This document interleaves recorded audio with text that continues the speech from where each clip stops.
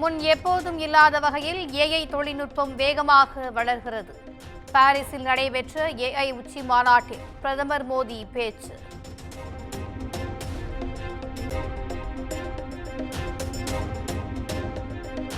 அரசியல், பொருளாதாரம், பாதுகாப்புத்துறை என அனைத்தையும் மாற்றிய ஏஐ தொழில்நுட்பம். இந்த நூற்றாண்டின் மனித சமுதாயத்திற்கான மென்பொருளை ஏஐ எழுதி வருவதாகவும் பிரதமர் மோடி பேச்சு.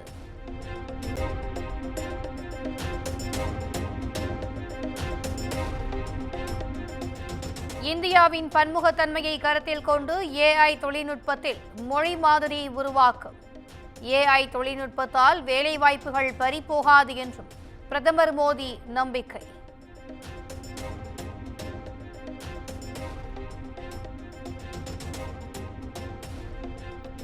₹1,00,000 கோடி மதிப்பில் 26 ரஃபேல் ஜெட் விமானங்கள், நீர்மூழ்கி கப்பல்கள். இந்தியா, பிரான்ஸ் இடையே ஒப்பந்தம் கையெழுத்து.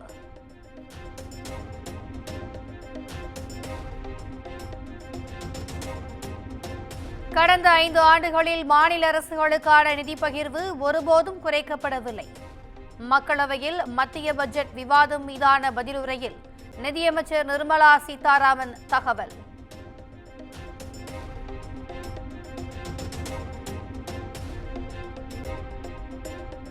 தமிழ்நாட்டில் ₹7,375 கோடி மதிப்பிலான தொழில் முதலீடுகளுக்கு அமைச்சரவை ஒப்புதல்.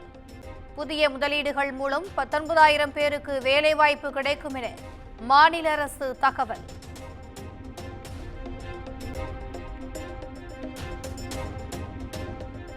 மத்திய அரசு நிதியை விடுவிக்காமல் காலம் தாழ்த்துவதாக அமைச்சர் அன்பில் மகேஷ் குற்றச்சாட்டு.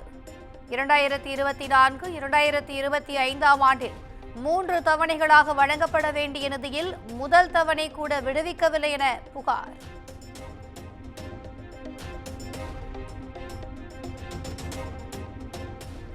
தமிழகத்துக்கான நிதியை பிற மாநிலங்களுக்கு கொடுத்து விட்டதாக மத்திய அரசு மீது பொய் குற்றச்சாட்டை முன்வைக்கிறார் அன்பில் மகேஷ். PM ஸ்ரீ திட்டத்தில் இணையாமல் அந்த திட்டத்திற்கான நிதியை வழங்கவில்லை என்று கூறுவதில் வெறும் அரசியல் என்றும் அண்ணாமலை விமர்சனம்.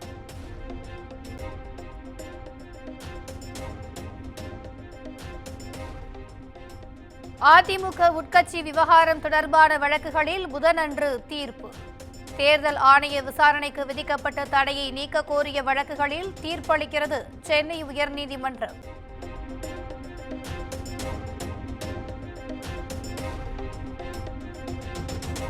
பட்டுக்கோட்டை அருகே குடற்புழு நீக்க மாத்திரை சாப்பிட்டு அரசு பள்ளி மாணவி உயிரிழந்ததாக கூறப்படும் சம்பவம். மாணவியின் குடும்பத்திற்கு ₹5 கோடி இழப்பீட்டுத் தொகை வழங்க வேண்டும் என உறவினர்கள் நிபந்தனை.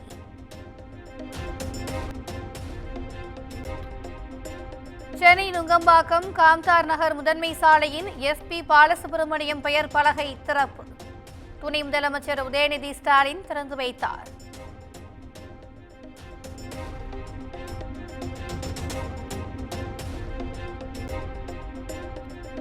சென்னை பெசன்ட் நகர் கடற்கரையில் மாற்றுத்திறனாளிகளுக்கான சிறப்பு பாதை.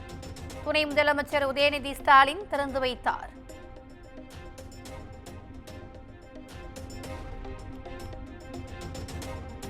சென்னை பனையூரில் தாவேக நிர்வாகிகளுடன் பிரசாந்த் கிஷோர் மீண்டும் ஆலோசனை. விஜய் பங்கேற்காத நிலையில் என் ஆனந்த், ஜான் ஆரோக்கியசாமி, ஆதவ் அர்ஜுனாவுடன் ஆகியோர் பங்கேற்பு.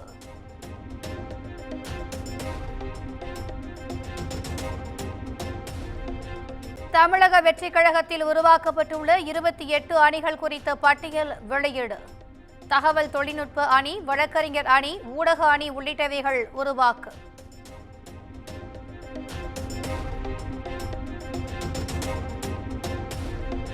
அதிமுகவையோ எடப்பாடி பழனிசாமியையோ செங்கோட்டையன் குறை சொல்லவில்லை. கட்சிக்குள் எந்த பிளவும் இல்லை என்றும் மதுரையில் முன்னாள் அமைச்சர் செல்லூர் ராஜு விளக்கம்.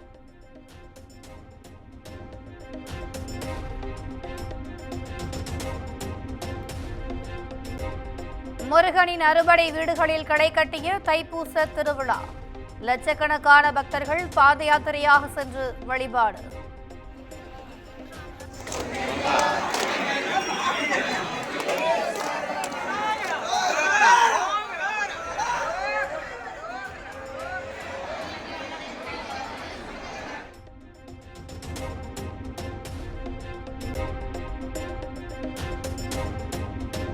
தைப்பூச திருவிழாவை ஒட்டி கடும் வெயிலிலும் ஆயிரக்கணக்கான பக்தர்கள் கோயிலுக்கு வெளியே காத்திருப்பு.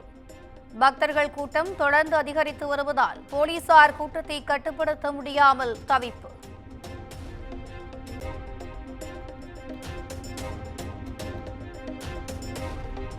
பழனியில் தைப்பூசத்தின் சிகர நிகழ்ச்சியாக தேரோட்டம் கோலாகலமாக தொடங்கியது. வள்ளி தெய்வானையுடன் தேரில் எழுந்தருளி பக்தர்களுக்கு அருள்பாலித்து வந்தார் முத்துக்குமார சாமி.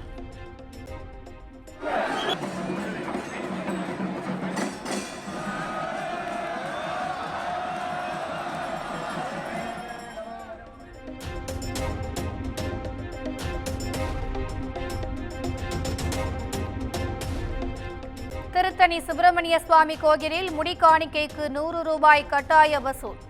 பணம் கொடுக்க வேண்டுமென முடி திருத்துபவர்கள் மிரட்டுவதாக பக்தர்கள் குற்றச்சாட்டு.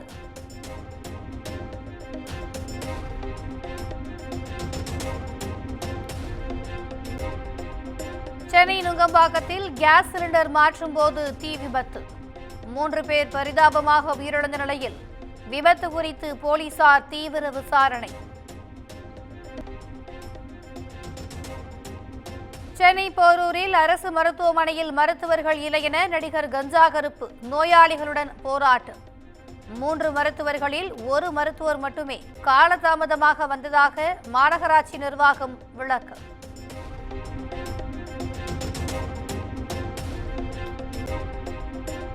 கலாஷேத்திர நடனப்பள்ளியின் முன்னாள் பேராசிரியர் ஸ்ரீஜித் கிருஷ்ணா மீதான பாலியல் வழக்கு விசாரணையை 4 வாரங்களில் தொடங்க சைதாப்பேட்டை நீதிமன்றத்திற்கு சென்னை உயர்நீதிமன்றம் ஆணை.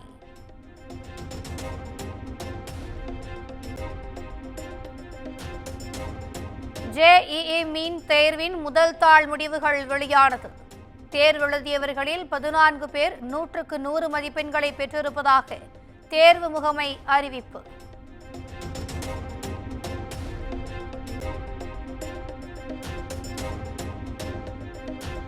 பிரயாக்ராஜ் மகா கும்பமேளாவில் தொழிலதிபர் முகேஷ் அம்பானி குடும்பத்தோடு பங்கேற்பு. திருவேணி சங்கமத்தில் புனித நீராடி வழிபாடு.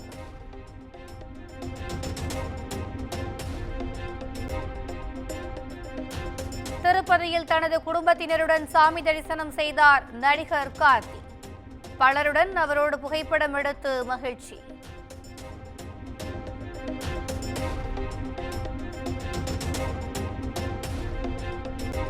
நடிகை த்ரிஷாவின் எக்ஸ் தள பக்கம் ஹேக். இன்றைய பதிவுகள் தான் பதிந்தவை அல்ல என்று விளக்கம்.